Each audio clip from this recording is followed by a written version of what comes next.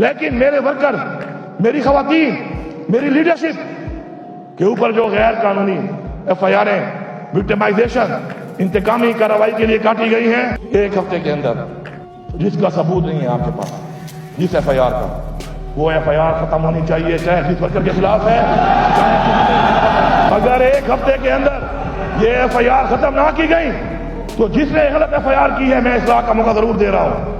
اگر اصلاح کے لیے تیار نہیں ہے تو سزا کے لیے تیار ہو جائے۔ پھر کرپشن ایک ایسا نافور ہے کہ ملک کی تباہی کا باعث ہے، اور یہ بات سب لوگ جانتے ہیں۔ جو لوگ حلف کے اوپر یہاں پہ قرآن اٹھانے کو تیار ہیں، وہ کھڑے ہو جائیں کہ نہ ہم کرپشن کریں گے اور نہ ہم کسی کو کرپشن کے لیے چھوڑیں گے۔ اٹھائیں حلف، اور حلف اٹھائیں کہ ہم قرآن پہ حلف دیتے ہیں کہ نہ ہم کرپشن کریں گے، نہ ہم کرپشن میں کمپرومائز کریں گے، اور جو کرپشن کرے گا ہم اس کو نہیں چھوڑیں گے۔ کسی کی جرات نہیں ہے وہ آپ سے رشوت لے، کیونکہ رشوت لینے والا اور رشوت دینے والا دونوں جھنمی ہیں۔ نہ ہم جھنمی بنیں گے اور نہ کسی کو جھنمی بننے دیں گے۔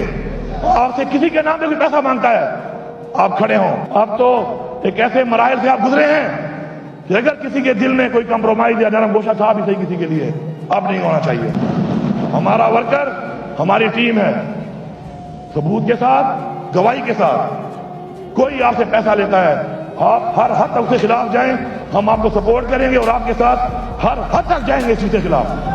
میں دیکھتا ہوں کس میں ضرورت ہے، اگر ضرورت پیدا ہوتی ہے تو ہماری کمزوری سے ہوتی ہے۔